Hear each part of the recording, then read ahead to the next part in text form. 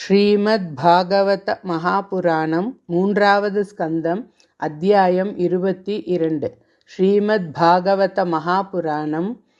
Third Skanda chapter 22. கர்தமர் தேவஹூதியின் திருமணம். மைத்ரேய உவாச்ச ஏவமாவிஷ்கிருதாசேஷ குணகர்மோதயோ முனிம் சவ்ரீட இவ தம் சம்ராட் உபாரதம் உவாச்சஹ. மனுருவாச்ச பிரம்மா ஸ்ருஜத்ஸ்வமுகதோ யுஷ்மானாத்மபரிப்சயா சந்தோமயஸ்தபோ வித்யா யோகயுக்தானலம் பட்டான் தத்ராணாயாஸ்ருஜச்சாஸ்மான் தோஷஹஸ்ராத் சஹஸ்ரபாத் ஹிருதயம் தஸ்ய ஹி பிரம்ம க்ஷத்ரமங்கம் பிரச்சக்ஷதே அதோ ஹ்யன்யோன்யமாத்மானம் பிரம்ம க்ஷத்ரம் ச ரக்ஷதः ரக்ஷதி ஸ்மாவ்யயோ தேவ स ये सदसदात्मकः तव सन्दर्शनादेव छिन्ना मे सर्वसंशयाः यत्स्वयं भगवान् प्रीत्या धर्ममाहरिरक्षिषोः दिष्ट्या मे भगवान् दृष्टो दुर्दर्शो यो कृतात्मनां दिष्ट्या पादरजस्पृष्टं शीर्ष्णा मे भवतः शिवं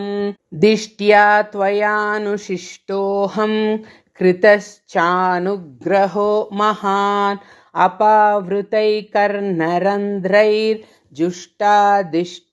अपावृतैकर्णरन्ध्रैर्जुष्टादिष्ट्योषतीर्घिरः स भवान् दुहितृस्नेह परिक्लिष्टात्मनो मम श्रोतुमर्हसि दीनस्य श्रावितं कृपया मुने प्रियव्रतोतानपधो स्वसेयं दुहिता मम अन्विच्छति पतिं युक्तं वयशीलगुणाधिभिः यथा तु भवतः शील श्रुतरूपवयो गुणान् अशृणो नारदादेश त्वय्यासीत् कृतनिश्चया तत्प्रतीच्छ द्विजाग्र्ये मां श्रद्धयोपहृतां मया सर्वात्मनानुरूपां ते गृहमेदिषु कर्मसु उद्यतस्य हि कामस्य प्रतिवादो न शक्यते अपि निर्मुक्तसङ्गस्य कामरक्तस्य किं पुनः य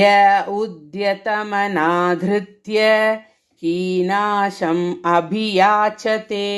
क्षीयते दध्यशस्पीठं मानश्चावज्ञया हतः अहं त्वा शृणुवं विद्वन् विवाहार्थं समुद्यतम् अतस्त्वम् उपकुर्वाण प्रत्तां प्रतिगृहाण मे ऋषिरुवाच बाढमुद्वोढुकामोऽहम् अप्रत्ता च तवात्मजा आवयोरनुरूपोऽसावाद्यो वैवाहिको विधिः कामसभूया नरदेवते स्याः पुत्र्या समां नायविधौ प्रतीतः क एव ते तनयां नाद्रियेत स्वयैव कान्त्या क्षिपतिमिव श्रियं यां हर्म्यपृष्ठे क्व न धङ्घ्रिशोभां विक्रीडतीं कन्दुकविह्वलाक्षीं विश्वावसुर्न्यपदत्स्वाद्विमानाद् विलोक्य सम्मोहविमूढचेताः तां प्रार्थयन्तीं ललनाललामम् असेवितश्रीचरणैरदृष्टां वत्सां मनोरुच्चपदस्वसारं को नानुमन्येत बुधोऽभियातां अतो भजिष्ये समयेन साध्वीं यावत् तेजो बिभ्रूयादात्मनो मे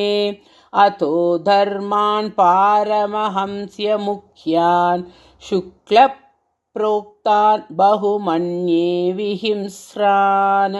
यतो भवत् विश्वमिदं विचित्रं संस्थास्यते यत्र च वावतिष्ठते प्रजापतीनां पतिरेष मह्यं परं प्रमाणं भगवानन्तः मैत्रेय उवाच स उग्रधन्वन्नियदेवा भभाषे आसीश्च दूष्णीमरविन्दनाभं धियो बगृह्णन् स्मितशोभितेन मुखेन चेतो लुलुबे देवहूत्याः सोऽनुज्ञात्वा व्यवसितं महिष्या दुहितुस्फुटं तस्मै गुणगणाढ्याय ददौ तुल्यां प्रहर्षितः शतरूपा महाराज्ञी पारिबर्हान् महाधनान् दम्पत्योपर्यधात् प्रीत्या भूषावासपरिच्छदान् प्रत्तां दुहितरं सम्राट् सदृक्षाय गतव्यतः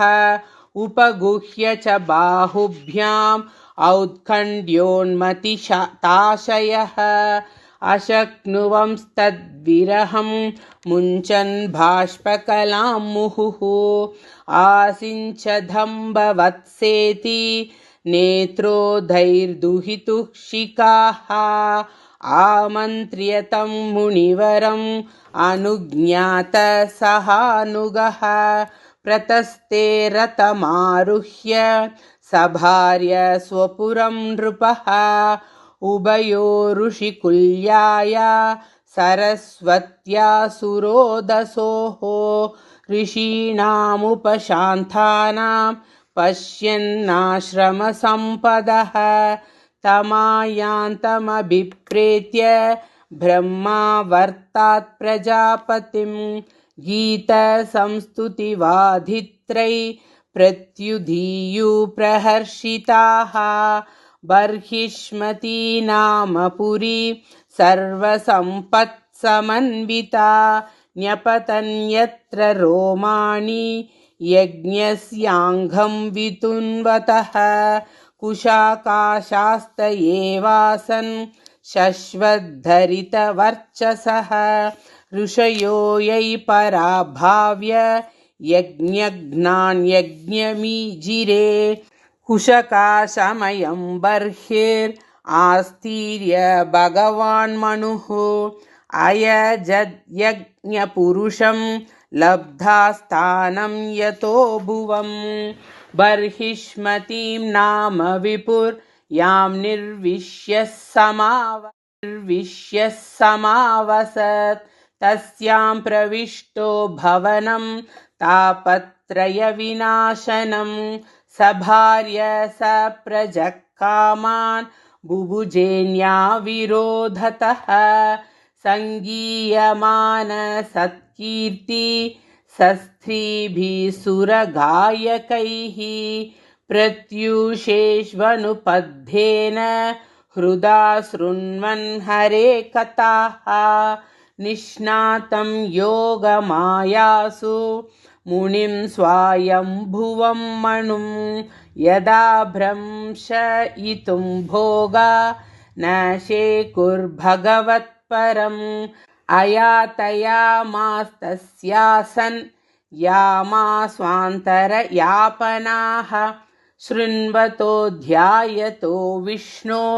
कुर्वतो भ्रुवतः कथाः स एवं स्वान्तरं निन्ये युगानामेकसप्ततिं वासुदेवप्रसङ्गेन परिभूतगतित्रयः शारीरा मानसा दिव्या वैयासे ये च मानुषाः बौद्धिकाश्च कथं क्लेशा बाधन्ते हरिसंश्रयं यपृष्टो मुनिभिः प्राह धर्मान् शुभान् नृणां वर्णाश्रमाणां च सर्वभूतहितः सदा एतत्त आदिराजस्य मनोश्चरितमद्भुतं वर्णितं वर्णनीयस्य तदपद्योदयं शृणु. ஸ்ரீமத்பாகவத மகாபுராணம் 3வது ஸ்கந்தத்தில் 22வது அத்தியாயம் சம்பூர்ணம். கோபிகா ஜீவனஸ்மரணம் கோவிந்த கோவிந்த நாராயண அகில குரு பகவன் நமஸ்தே.